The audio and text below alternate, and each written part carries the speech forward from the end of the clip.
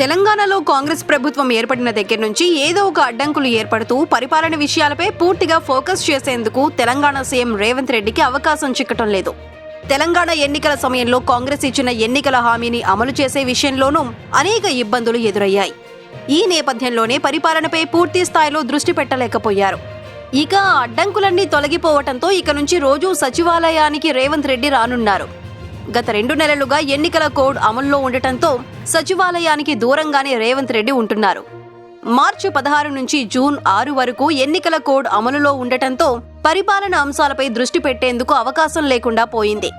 సమీక్షలు, సమావేశాలు నిర్వహించేందుకు అధికారులను కలిసేందుకు కూడా అనుమతి లేకపోవడంతో రేవంత్ రెడ్డి జూబ్లీహిల్స్ లోని తన నివాసం నుంచే ఇప్పటి వరకు కార్యక్రమాలు నిర్వహిస్తూ వచ్చారు.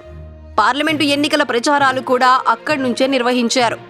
ధాన్యం కొనుగోలుతో పాటుగా విత్తనాల కొరత, వర్షాలు, వరదలకు సంబంధించిన అధికారులతోనూ సమీక్షలు నిర్వహించారు. ఎన్నికల కోడ్ కొనసాగుతున్న సమయంలోనే కేబినెట్ సమావేశం నిర్వహించాలని భావించారు.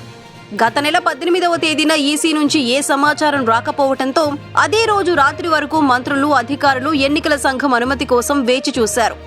మే 21న సమావేశం నిర్వహించుకునేందుకు ఎన్నికల సంఘం నుంచి అనుమతి రావడంతో ఆ సమావేశాన్ని నిర్వహించారు. ఈ సమావేశంలో తెలంగాణ అవతరణ ఉత్సవాలు ఘనంగా నిర్వహించాలని నిర్ణయించారు. ఎన్నికల కోడ్ ముగియటంతో ఇక పూర్తిగా పరిపాలనపైనే దృష్టి పెట్టేందుకు రేవంత్ రెడ్డికి అవకాశం చిక్కింది.